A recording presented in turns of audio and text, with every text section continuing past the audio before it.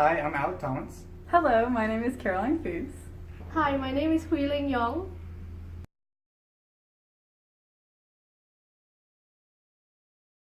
In this experiment, we are investigating how residence time affects the heat transfer in the small heat exchanger on the CSTR apparatus. The main advantages of using the small heat exchanger on the CSTR compared to the other heat exchanger apparatus in the lab is that the small heat exchanger is simple and it is easily visible.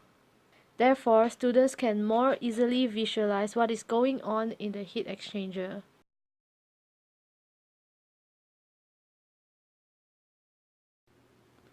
At the bottom, there are two pumps which pump fluid in the holding tanks to the reactors. The reagent holding tanks 1 and 2 are behind the pumps and must be filled before starting up the pumps. Right above the pumps, you can see reactor 1, and to the right is reactor 2. These tanks have heaters and mixers to heat and mix the fluids. Next to reactor 2 is the small heat exchanger. The purpose of this heat exchanger is to cool down the heated products before arriving at holding tank 3. At the bottom right is the Jalobo refrigeration unit that was specially installed for the purpose of this experiment. Another modification we added was to add a plastic tubing to the outlet of the fluids to tank 3.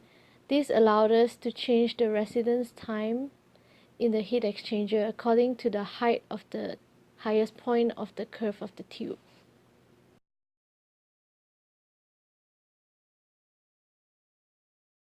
The first fundamental heat exchanger equation that we are working with is Q equals UA delta T log mean, with Q being the heat flow, U being the overall heat transfer coefficient, A being the heat transfer area, and then delta T log mean, which Alec is going to discuss the meaning of that term.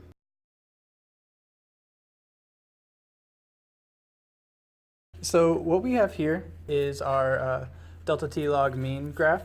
It shows the delta T for our cooling water and our hot. On the top, we have our hot water coming in, going down towards the hot water coming out.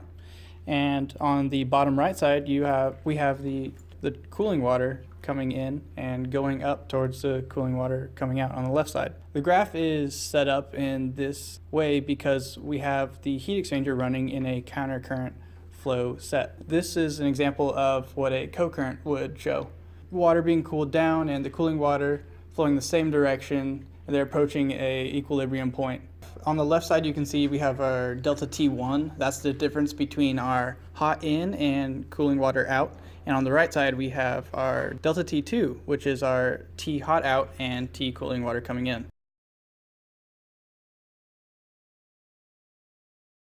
From the first equation, the terms that we are able to calculate are Q, A, and the delta T log mean. So delta T log mean is calculated just as Alec explained.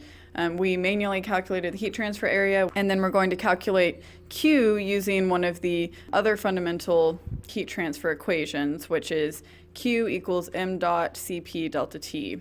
Q again being the same heat flow in the first equation, m dot being the mass flow rate of the fluid multiplied by the heat capacity of that same fluid, and then by the change in temperature of that same fluid as well. So we were able to measure the mass flow rate of our water using the bucket and stopwatch method, look up a value for the heat capacity, and then measure the delta T using an IR gun. So once we had all those values, we were able to find our Q and then rearrange our equation to solve for our overall heat transfer coefficient. Once that equation is rearranged, the equation becomes U equals Q divided by A times delta T log mean.